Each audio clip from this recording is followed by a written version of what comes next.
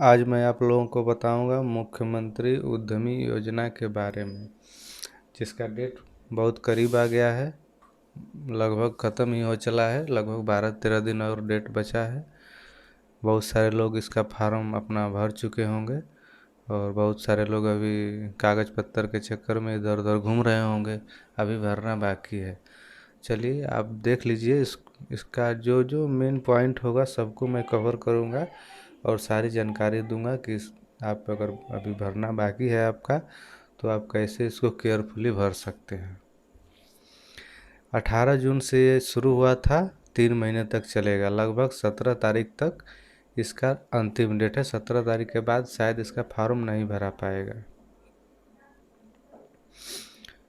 और इसमें पहले आपको जीएसटी के साथ अकाउंट खुलवाना पड़ता था सोलो प्रोप्राइटर का, उसको भी हटा दिया गया है इसमें। अब अपने नाम से इंडिविजुअल करेंट अकाउंट खुलवा करके इसमें दे सकते हैं आप। बाद में आपको इसको कन्वर्ट कराना होगा फॉर्म के नाम पे। तो देखिए इसमें बहुत सारा बदलाव हुआ है। बहुत सारे लोग को अभी पता नहीं है। वो लोग जीएसटी और फॉर्म के नाम से अकाउंट खुलवाने के चक्कर में पड़े हुए हैं। तो समय कम है, आप लोग इसको केयरफुली भरिए और जानकारी के साथ भरिए क्या क्या लगेगा इसमें। चलिए हम बताते हैं। देख लेते हैं। लॉगिन हुआ है मेरा, उसमें आपको बताते हैं। उसमें व्यक्तिगत जानकारी में आपको इसमें, आप तो खुद इसको देख सकते हैं, इसमें कुछ भरना नहीं है। अधिकतर विशेष चीज़ कुछ नहीं है, भरना बहुत कुछ है लेकिन विशेष चीज़ इसमें कुछ नहीं है। आप अपना डिटेल इसमें सिर्फ भरना है।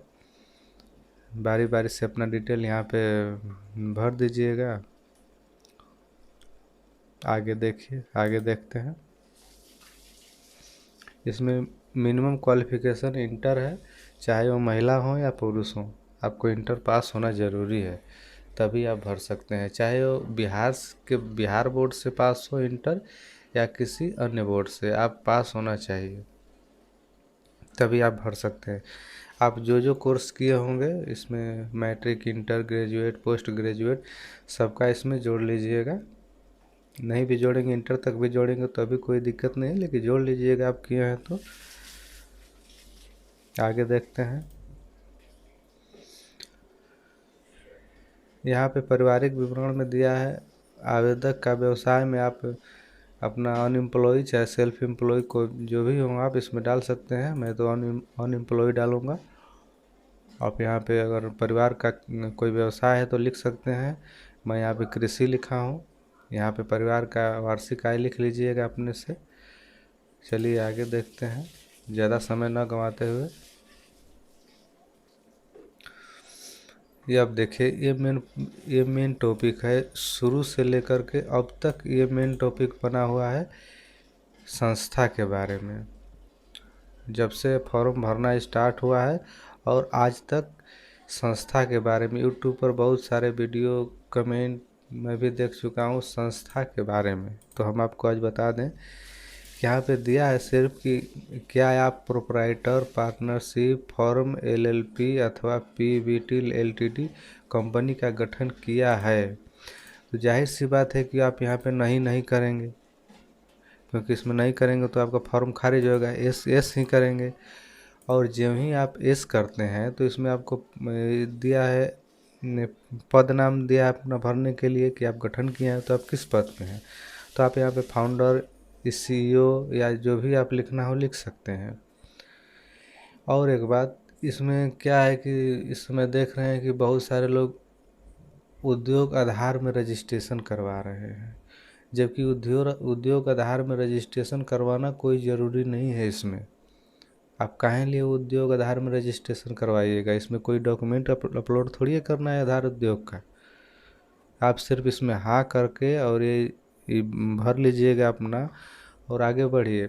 और इसमें आपको आधार उद्योग का रजिस्ट्रेशन कोई ज़रूरी नहीं है कि करवाना है। जब आपका लोन पास हो जाएगा, जब आप वास्तव में कंपनी चालू करेंगे अपना व्यवसाय, तो आप बनवा लीजिएगा, लेकिन इस समय कोई ज़रूरी नहीं है। आप भ्रम में मत रहिए। आप अगर प्रमोटर डायरेक्टर जोड़ना चाहते हैं तो जोड़ लीजिएगा, नहीं तो आगे बढ़िए देख लेते हैं। और भी टॉपिक है इसमें।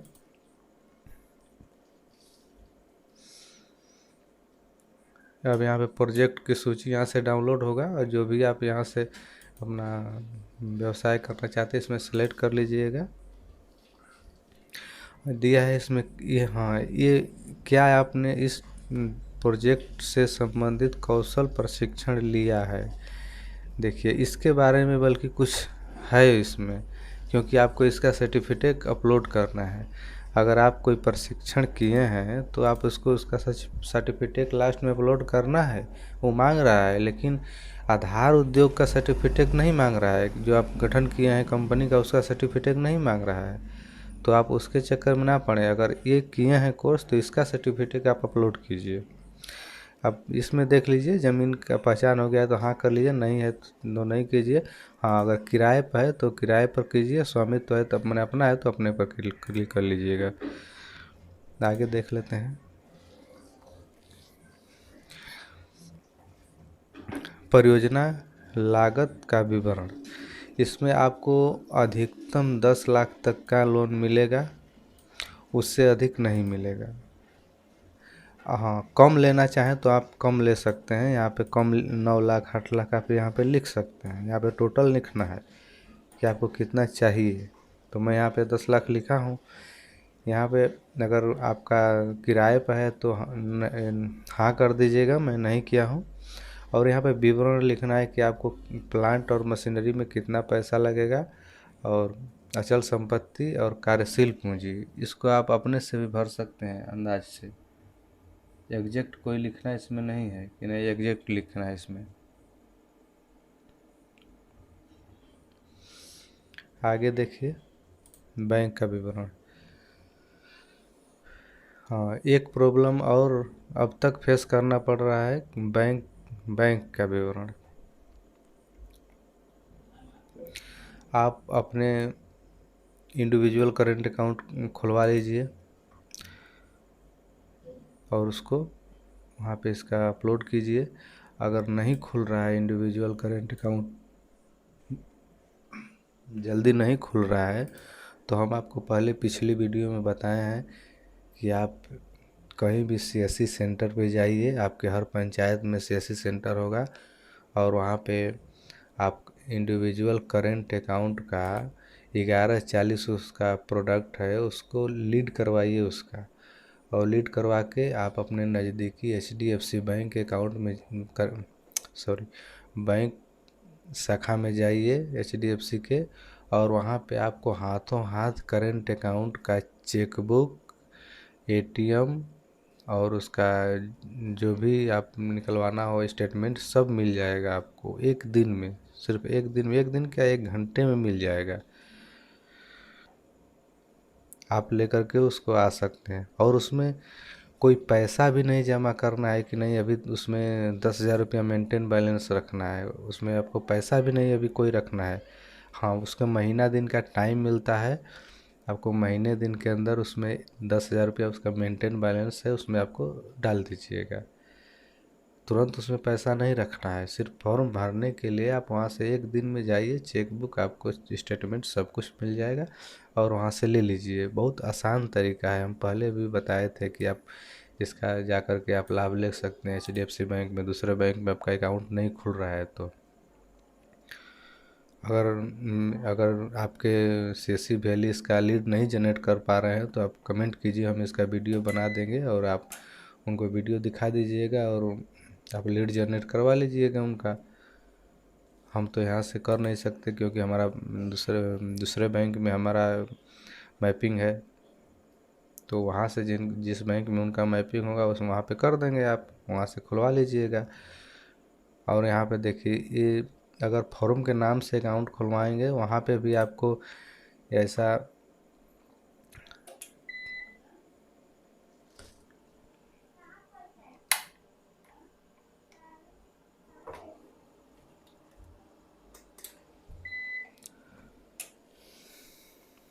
वहाँ पर भी आपका ट्रांजैक्शन आईडी 29 ही आएगा। और इंडिविजुअल करेंट अकाउंट खुलवाएंगे वहाँ पर भी आपको ट्रांजैक्शन आईडी 29 ही रहेगा।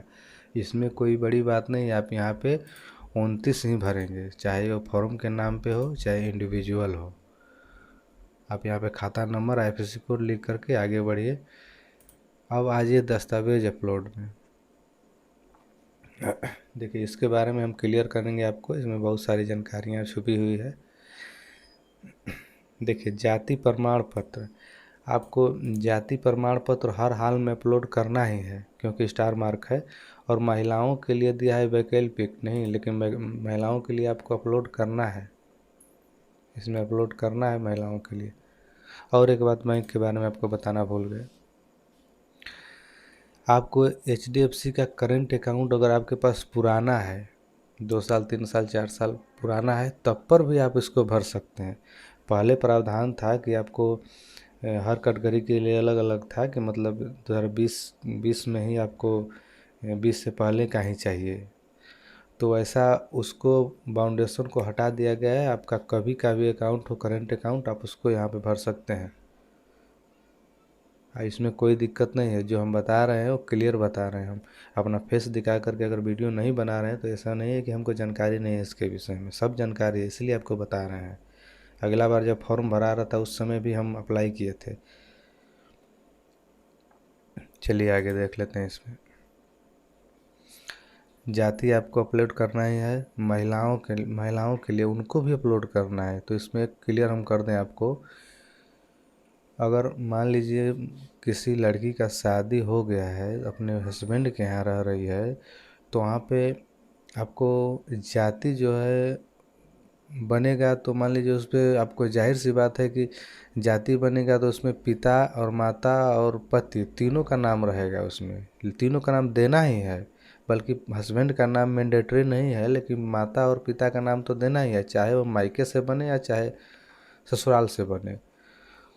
और एड्रेस, उसमें एड्रेस भी रहता है, तो एड्रेस जब अगर पति के घर रह रही है तो वहाँ पे उसका पति का एड्रेस रहेगा वहाँ पे जहाँ पे रह रही है, और माता पिता पति तीनों का उसमें नाम रहेगा। अगर अपने घर पे रह रही है, शादी नहीं हुआ है अभी, तो उसके माता पिता का एड्रेस रहेगा, उनके माता पिता का नाम रहेगा।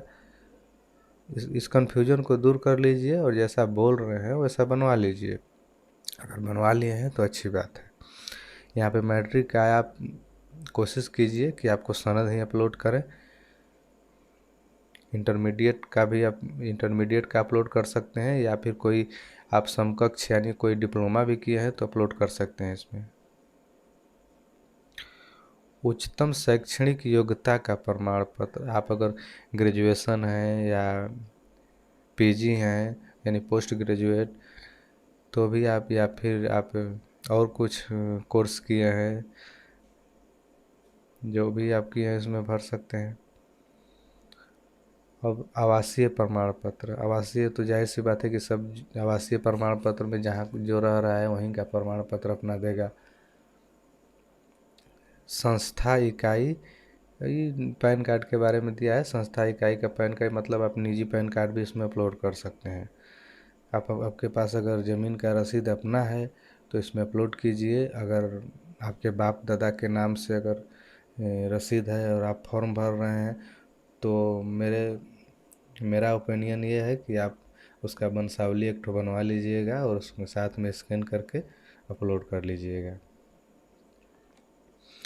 कौशल प्रशिक्षण जो बता रहे थे कि आप अगर कोई कोर्स किए हैं तो उसका सर्टिफिकेट चाहिए यहाँ पे। और कैंसिल चेक आपको एक चेक लेना है, जैसे चेक हो गया और इसमें यहाँ से कैंसिल लिख दीजिए, यहाँ से क्रॉस बाई करके यहाँ पे कैंसिल लिख दीजिए, आपका कैंसिल चेक हो गया। और उसको 120 KB में ही अपलोड करना है सबको। यहाँ पे फ़ोटो एक ठो अपलोड कर दीजिए हाल ही का खींचा हुआ, और यहाँ पे हस्ताक्षर, और यहाँ पे बैंक स्टेटमेंट, मतलब आप जब खाता खुलवाएंगे तो उसका फर्स्ट पेज पे खाता खोलने का डेट लिखा रहता है, तो वो भी उसको अपलोड करना है यहाँ पे। अब देखिए यहाँ पे हम यूट्यूब पे वीडियो देख रहे थे, वहाँ पे कई यूट्यूबर बता रहे थे कि आपको संस्था इकाई का प्रमाण पत्र अपलोड करना है। वो पहले प्रमाण पत्र अपलोड करने के लिए बोल रहा था जब पहले फॉर्म भरा रहा था तब, अब नहीं मांग रहा है। देखिए यहाँ पे निर्देश में दिया है, पहले वाला ही दिया है यहाँ पे। अपलोड करने के लिए। नमूना आवेदन पत्र, इसमें देखिए आपको पहले वाला है ये, इसमें दिया है संस्था प्रमाण पत्र मांगा है। इसमें देखिए यहाँ पे संस्था इकाई का प्रमाण पत्र पहले वाला में मांग रहा था, लेकिन अब आपको संस्था इकाई का प्रमाण पत्र नहीं देना है। अगर पहले वाला व्यवस्था होता तो आप इसमें उद्योग आधार में रजिस्ट्रेशन करके या जीएसटी अपलोड कर सकते थे, लेकिन अब नहीं मांग रहा है। तो आपको इसमें आधार उद्योग में रजिस्ट्रेशन नहीं करवाना है और ना ही उसको अपलोड करना है। अगर फिर भी आप अगर आधार उद्योग में रजिस्ट्रेशन करना चाहते हैं तो इसका एक वीडियो हम बनाए हैं प्रॉपर, आप वहां से जा करके उसको देख करके कर सकते हैं। 1 से 2 दिन में आपको उसका प्रमाण पत्र मिल जाएगा, लेकिन उसको कहीं अपलोड नहीं कर रहा है, आपको सिर्फ रख लेना है उसको। इसलिए हम बोल रहे हैं उसका कोई ज़रूरी नहीं है। समय बहुत कम है, भर लीजिए इसको फॉर्म जल्दी से जल्दी, पता नहीं कब साइट बंद हो जाए। अभी तो चल रहा है, अभी हम भी फॉर्म अभी सबमिट नहीं किया है, इसको सबमिट कर लेंगे। सारा डॉक्यूमेंट है मेरे पास। तो मुझे उम्मीद है कि जानकारी आपको अच्छी लगी होगी, सारा जानकारी कवर किया है। अगर कोई छूट गया होगा जानकारी तो आप कमेंट कीजिएगा, इसमें हम उसको भी क्लियर कर देंगे। लगभग सारा जानकारी हम तो आपको बता दिए। इसमें कोई छूट रहा होगा तो बताइएगा। चलिए मिलते हैं अगली वीडियो में, तब तक के लिए इतना ही।